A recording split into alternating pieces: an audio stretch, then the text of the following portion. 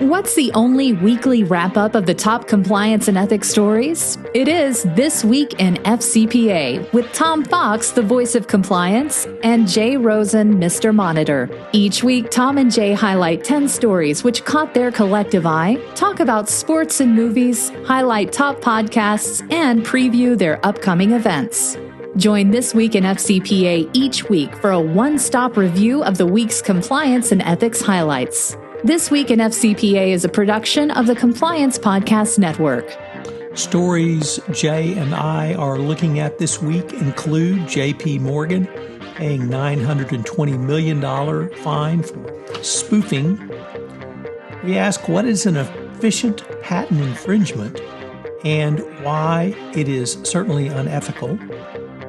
Of donut holes and cyber attacks, Jonathan Marks explores in Board and Fraud. What is effective discipline? Jeff Kaplan takes a look at that question. Is the SEC moving to increase penalties in light of Lou? Two lawyers look at that on the New York University Compliance and Enforcement blog. Of mobile devices and internal investigations, David Carnes and CCI. What is a grand jury subpoena? Sarah Croft explains. The Everything Compliance King takes a deep dive into the Herbalife FCPA resolution. All this and more on This Week in FCPA, the I Beat COVID edition. Hello, everyone. This is Tom Fox, the voice of compliance, back again with Mr. Monitor himself, Jay Rosen, for This Week in FCPA, episode 225 for the week ending October 9, 2020, the I Beat COVID edition. So, Jay, you and I have not had the opportunity to beat COVID as Trump somewhat felicitously announces he's COVID-free. And, of course, the non-cheating version of the Houston Astros prepare to return to the American League Championship Series. Some of the top stories that have caught our eye are up. So you want to take it away? Yeah, well, I'll kick it off to you. But in our COVID-free virtual universe, the first thing that you're going to talk about is JP Morgan. So JP Morgan had a $920 million fine. That's almost a B word, not quite. It was around the trading scam called spoofing. And I won't really go into what spoofing is. It's a pretty technical trading, but it's gone on a long time. It's been illegal before. It's illegal now, and it'll be illegal in the future. Nevertheless, the interesting thing I thought from the compliance perspective was the detail that the government laid out in the settlement documents, the CFTC and the Securities and Exchange Commission, about what JP Morgan's compliance program, what their remedy was for the compliance failures. Now, they do have a 3-year DPA, no monitor, but the compliance program expanded significantly with $335 million spent on compliance personnel and costs, increased budgets for internal audit by $100 million, increasing internal audits headcount by 400, expanding business conduct training, issuing compliance bulletins to staff at regular intervals, expanding the bank's surveillance of employee communications, putting in a web-based supervisory portal which lets managers review the risk profile of their employees, adding business conduct and commitment to compliance as factors in employee compensations decisions, and in implementing a program of independent quality assurance testing for compliance alerts. And they received a 25% discount off the low end of the sentencing guidelines, a 12.5% discount. So what the thing that I would really like to communicate to the compliance professional, Jay, is that if you find yourself in an FCPA or other investigation, remediate quickly, remediate efficiently, remediate in communication with the Department of Justice so they know what you're doing, and you'll be rewarded, even if the conduct is obviously, as you can tell by the fine and penalty, very bad, and it's close to that B word. But the Department of Justice, to me, is really communicating what you can expect if you cooperate, if you remediate, and if you work with the government after they lay a subpoena on you or you self-disclose. So next up, one of our favorite contributors here. This comes to us from Jonathan Rush from his Dipping Through Geometries blog, and he's talking about what is efficient patent infringement.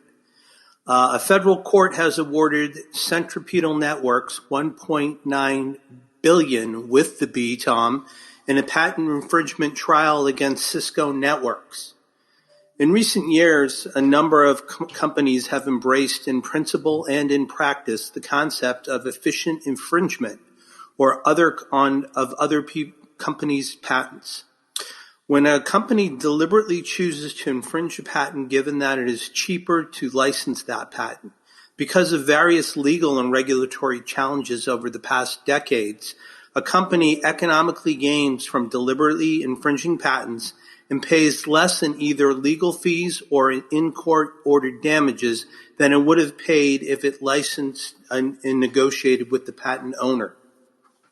A recent federal court decision in a highly publicized patent trial may prompt companies to rethink whether efficient infringement is necessarily less costly in licensing. On October 5th, the U.S. District Court for the Eastern District of Virginia, after a 22-day bench trial, found not only that Cisco Systems had infringed 4 patents that the cybersecurity solutions provider Centripetal Networks asserted, but that the case was an egregious case of willful misconduct.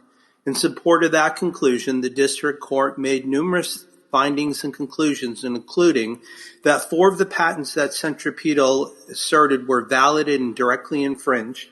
Centripetal and Cisco were direct competitors with regard to infringing software as well as firewalls. Enhanced damages were warranted by the evidence given Cisco's willful infringement, and Cisco had pre-suit knowledge of Centripetal's asserted patents.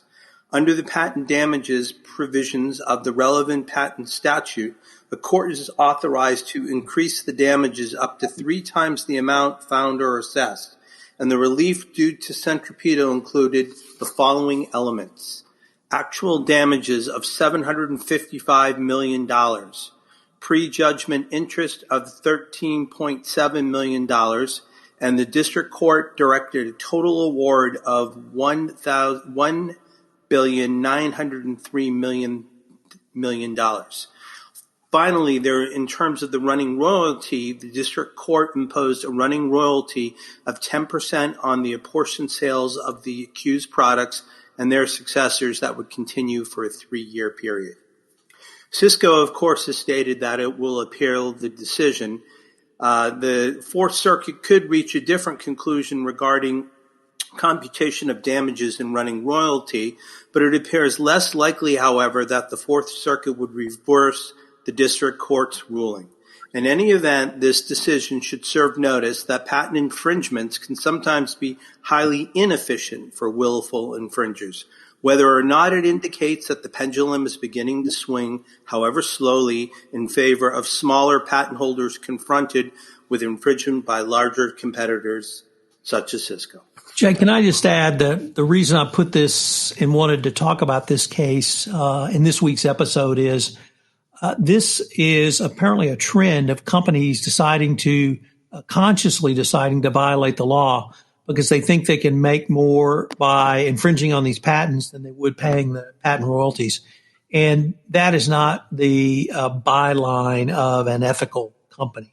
So if you're a chief compliance officer, you have got to raise objections to this. You may or may not be able to stop it.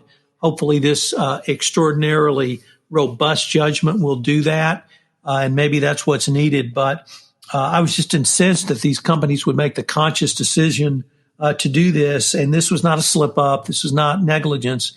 This was an intentional act by the company, and this is really something that demonstrates why compliance needs a seat at the table.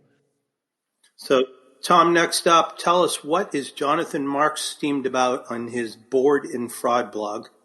I'm sad to say, Jay, it's from your part of the world, it's Dunkin' Donuts. And although it's not Dunkin' in Massachusetts, so it's not the mothership, it's a franchise in New York, but it's still about as bad as it gets in terms of a data breach where not only was the franchisor aware of that data was being compromised, but they had several breaches and they never notified authorities in New York. So basically, Dunkin agreed to pay $650,000 as a penalty settlement for its failure to respond to credential stuffing attacks that compromised customer accounts between 2015 and 2019. Also, I want to emphasize once again that this was a franchisor. It was not the mothership, but it really points to the need that you have to notify your state regulator. And if you don't, you're going to get spanked. And I don't know if you've ever worked in the franchise industry, but $650,000 for a franchisee is a big amount of money. So have a cybersecurity policy, follow that policy, have a breach policy, know who to notify, and hopefully you have not bought your Dunkin' Donuts and 6 sugar coffees, which are just fabulous, by the way, at this particular franchise in New York. You get the greatest buzz you can get legally, I think. But I did make me want to go out and have a Dunkin' Donut, Jay. It's making me think of a chocolate coconut with that's one. Or if chocolate coconut's not available, I'll also recommend butternut as well. Wow. So next up, we've got an article coming to us from the October 2020 issue of the Compliance and Ethics Professional Magazine. This is from a friend of the podcast, Jeffrey Kaplan, who's part of the Kaplan Walker Law Firm. The recent evaluation of corporate compliance programs, which was updated in June by the Department of Justice, is the most significant and evolved set of compliance and ethics program standards ever issued by U.S. enforcement. The entire document should be read by compliance and ethics professionals, and it's worth paying particular attention to the section on discipline, given the difficulties that this area can impose on companies. The overarching expectation here is that the prosecutor will assess, quote, whether the company has clear disciplinary procedures in place, enforces them consistently across the organization, and ensures that the procedures are commensurate with violations, close quote. Communications about discipline are key to this and should convey to all employees that unethical conduct will not be tolerated and will bring swift consequences regardless of the position or title of the employee. By way of example, some companies have found that publicizing disciplinary actions internally, where appropriate and possible, can have a valuable deterrent effect. Also important to the DOJ is learning, quote, who participates in making disciplinary decisions, including the type of misconduct at issue. Is the same process followed for each instance of misconduct, and if not, why, close quote. As well, prosecutors should determine if the actual reasons for discipline are communicated to employees. If not, why not? Are there legal or investigation-related reasons for restricting this information, or have pretextual reasons been provided to protect the company from whistleblowing or outside scrutiny? Another evaluation topic is consistent application. Has disciplinary actions and incentives been fairly and consistently applied across the organization? All these criteria are common sense, but in many companies, they are neither practiced nor preached, due in part to the desire to protect powerful people in a company for being held to account for their wrongdoing. So what can be done to mitigate the facts? Number 1, incorporate key parts of the criteria into applicable policies. 2, do the same with the select areas of training. 3, make presentations on these issues to the audit committee. And 4, include these issues in external program assessments. I usually love reading Jeffrey's articles because they're very terse, they're very short and to the point, but they're jam-packed with information. So we recommend you check it out in the show notes. Jay, next up, we had an article from the New York University Compliance and Enforcement blog, Robert Cohen and Stephanie Myrick authoring the piece. And it's a little bit, the focus is not exactly in the FCPA world, but it's close enough that I thought we should talk about it. And it involves the Supreme Court decision in Liu versus Securities and Exchange Commission, which upheld the SEC's authority to seek disgorgement in district court actions. It limited this to 5 years as well. So this is going to, or the effect has been to lessen the overall penalties that the SEC has been able to wring out of those who violate the Securities and Exchange Act, including the FCPA. And what intrigued me was Director of Enforcement Stephanie Akanian suggested in a recent speech that the SEC would compensate for potential limitations on disgorgement authority by seeking increased penalties. She said, quote, "Once again, we are dedicating resources to evaluating the impact of the Liu decision and how the questions the court left open will affect us going forward. As a result, you should expect to see some changes in the balance between penalties and disgorgement that we seek and recommend to the Commission. Penalties may be higher in some cases where the statutory scheme permits us to do so. We will make our recommendations consistent with the court's decision, but we will also seek the relief necessary to achieve our mission of protecting investors and maintaining market integrity," end quote. That, to me, is not a suggestion. That's a direct statement that the SEC will seek increased penalties. Now, I don't know. This is not directed specifically at the FCPA, so I can't say that that for certain happened under the any FCPA rulings.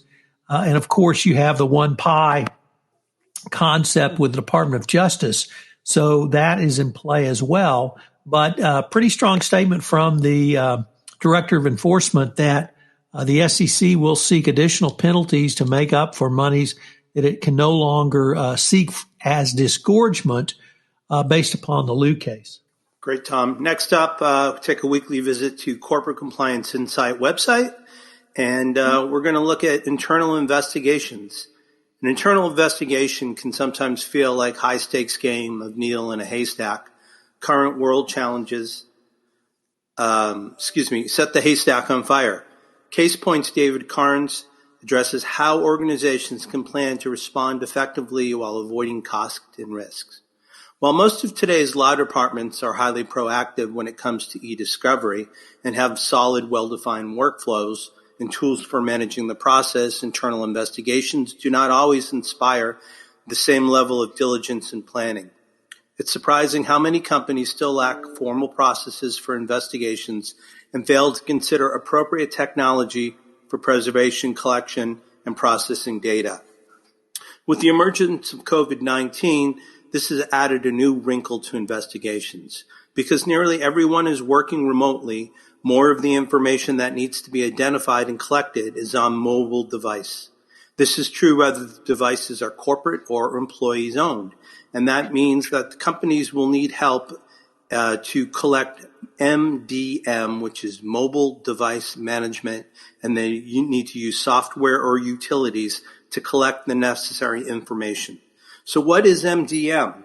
Lawyers and risk managers who are involved in data discovery should be aware that MDM is very likely being deployed across your enterprise, and it is an increasingly important forensic tool for discovery. Nearly every corporate ID department uses some form of MDM software to securely manage and monitor the use of smartphones, tablets, and laptops. In a bring-your-own-device world, MDM is an important security solution that helps IT ensure that equipment is configured and updated in a consistent, standardized, and scalable way. MDM is necessary for employees to access corporate mail on a device. It also gives companies the capacity to remotely wipe email from devices if necessary. From an investigative standpoint, MDM is not only an important centralized source of information about employers' use of applications like email, voice, and chat, but it also provides important information to document with precision when and how employees are using various devices from locations to access corporate information. Without the right tool, MDM data is extremely difficult to interpret. In the event of an internal investigation, extracting and decoding data from devices equipped with MDM falls to IT, and it's a good bet that they use a particularly good forensic tool for that purpose. Fortunately, at least some e-discovery tools can convert data into easy-to-comprehend, sequentially organized chat-like conversations. So internal investigations do merit a thoughtful approach. The emerging relevance of MDM data to investigations is a key development, and it highlights the importance of understanding your organization's technology infrastructure. Don't be tempted to take shortcuts. Make sure the collection tools you use deploy official APIs from Dropbox, Microsoft, Google Docs, and other common repositories to ensure you get accurate data and are able to pull the most recent versions of any documents. Consolidate technology for accuracy and efficiency. Use an integrated SaaS, e-discovery, and data discovery platform that can manage data at every phase of the investigation. Have built-in artificial intelligence technologies like machine learning and predictive coding so you can run data-intensive searches. Include multilingual capabilities to help avoid costs associated with translation or multilingual viewing. Provide easy access data, and finally, support hundreds of file types used in corporate environments. Standardize processes and workflows across the organization. If you treat internal investigations like any other legal matter that presents financial and reputational risks, you should establish and put into writing a formal procedure for conducting internal investigations that identify stakeholders' roles and outcomes.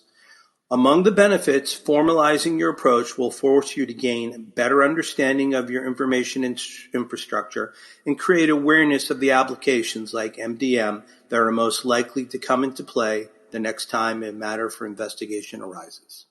Okay, next up we have an article from, I think, one of the great unsung and underappreciated blogs, and that's the grand jury subpoena, or rather grand jury target that Sarah Croft writes. And this week she wrote about what happens if you get a grand jury subpoena. And I never really knew precisely what a grand jury subpoena was and what happens when you get one. So it was very useful. It's something that every compliance officer needs to be aware of, because you may be subpoenaed if your company does not self-disclose and finds itself in an FCPA investigation. She explains what a grand jury subpoena is, what a grand jury is, what a grand jury does, how a grand jury investigates possible crimes, what a subpoena asks for in terms of documents. She does caution you very strongly, do not ignore it, do not think it will go away, do not try to forget about it. You have to deal with it, and you have to deal with it promptly.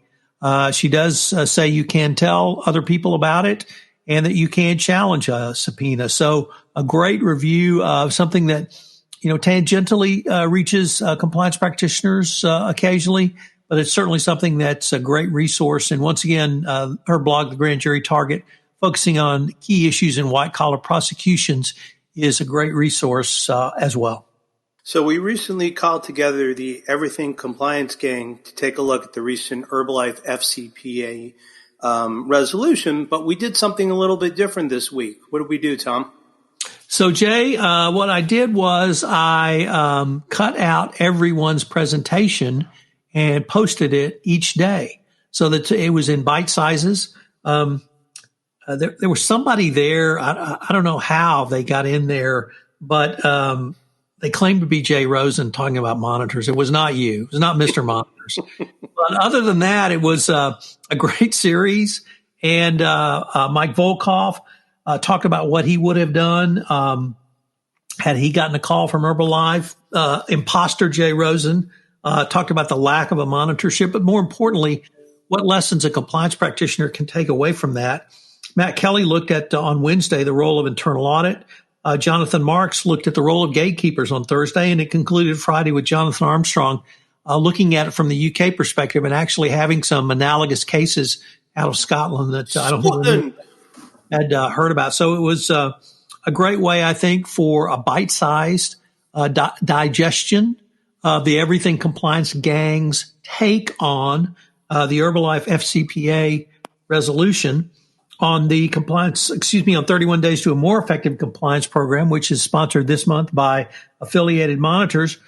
We took a look this week. We're looking this month at business ventures, but this week was really JV week.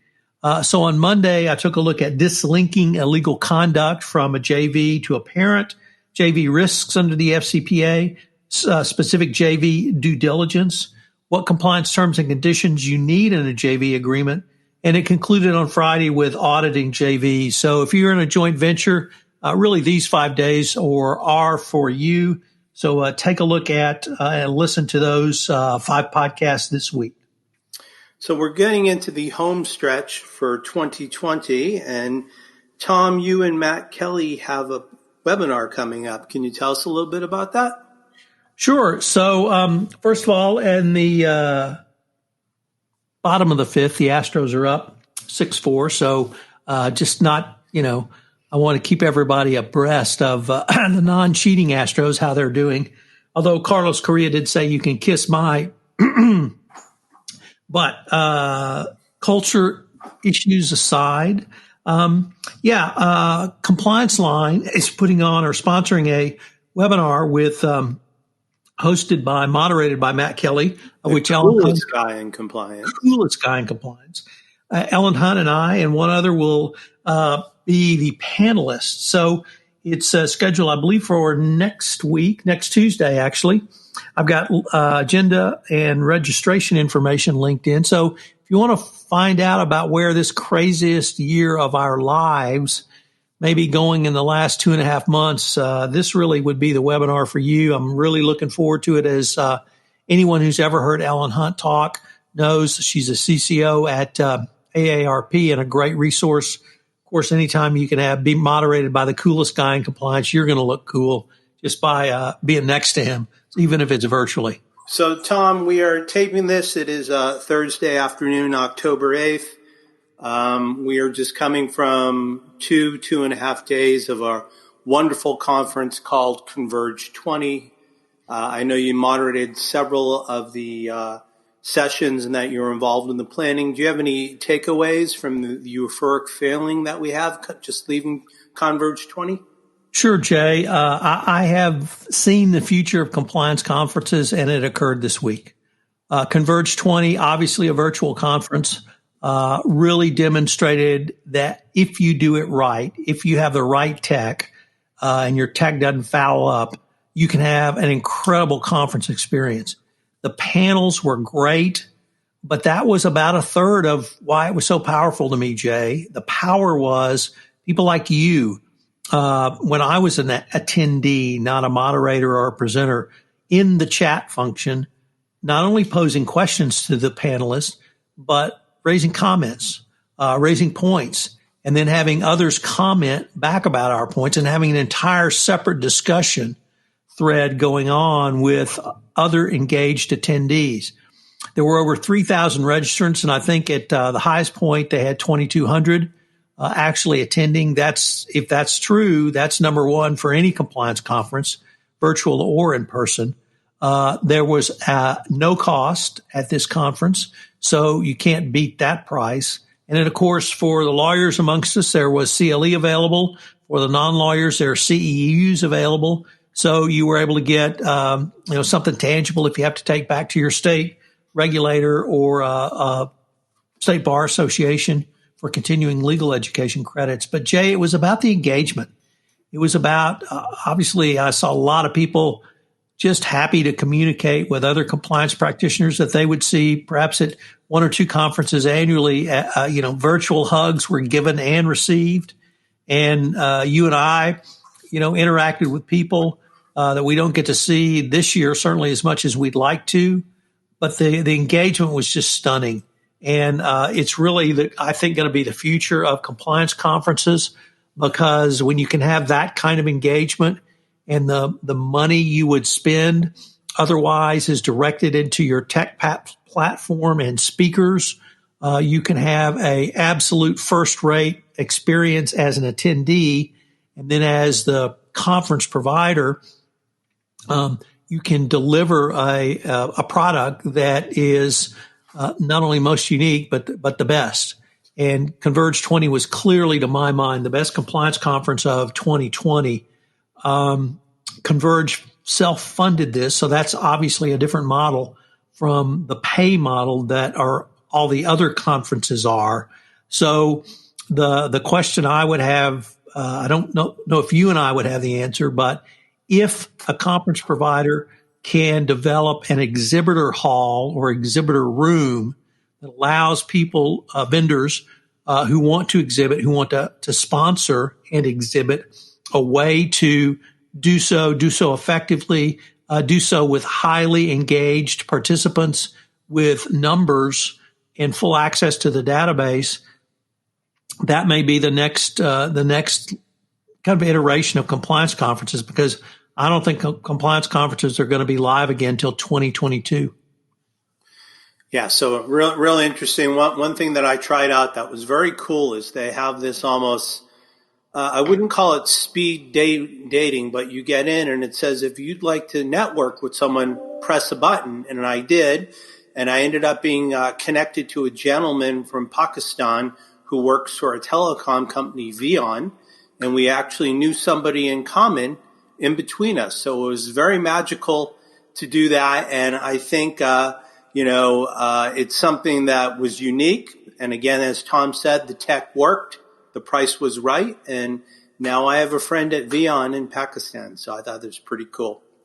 On behalf of Tom Fox, who's not only the compliance evangelist, but the voice of compliance, and myself, Jay Rosen, Mr. Monitor, we'd like to thank you for joining us for This Week in FCPA, episode 225, for the week ending October 9th, 2020, the I Beat COVID edition. As I always close off, I hope that you and yours are safe and healthy. Tom and I appreciate you spending some of your weekend with us, and we look forward to talking with you next week. Take care and have a good one. Hello, everyone. This is Tom Fox again. I'd like to thank you for listening to this episode of This Week in FCPA.